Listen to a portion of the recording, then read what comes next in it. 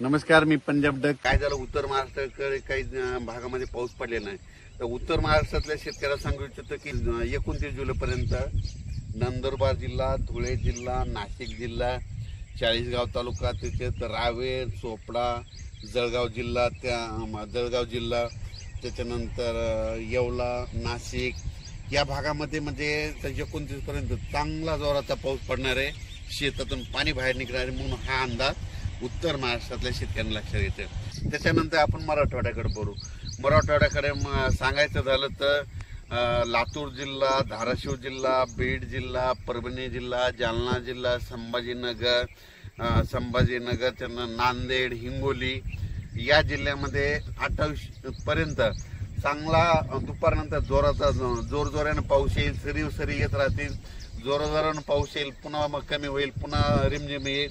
पण 28 तारखेपर्यंत मराठवाड्यामध्ये ह्या 5-7 जिल्ह्यामध्ये पाऊस 28 तारखेपर्यंत चालू राहणार आहे आणि 29 नंतर सूर्यदर्शन होणार आहे. त्याच्यानंतर काय करू, पूर्व विदर्भाकडे. पूर्व विदर्भामध्ये वर्धा, नागपूर, भंडारा, अमरावती, अकोला, बुलढाणा, त्याच्यानंतर वाशिम, यवतमाळ या भागामध्ये 1-2 तारखेपर्यंत ह्या पट्ट्यामध्ये पूर्व विदर्भामध्ये ह्या भागामध्ये पाऊस असणार आहे म्हणून हा अंदाज लक्षात येतं. विदर्भातला पाऊस जरा 1-2 तारखेपर्यंत तिकडे मुक्कामच राहणार आहे म्हणून विदर्भातल्या शेतकऱ्यांनी हा अंदाज लक्षात येतो.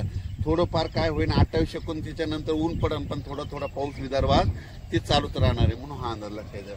त्याच्यानंतर काय सांगायचं झालं तर पूर्व विदर्भ, पश्चिम विदर्भ, दक्षिण महाराष्ट्र, उत्तर महाराष्ट्र, कोकणपट्टी, खानदेश सगळीकडे आज म्हणजे असा रिमझिम पाऊस सुरू होईल. कुठं जोरात येईल, पुन्हा कमी होईल, पुन्हा जास्त होईल, पण हा पाऊस पडतच राहणार आहे. आणि कोकणातला पाऊस मात्र जोरानं पडणार आहे हे म्हणून लक्षात घ्यायचं.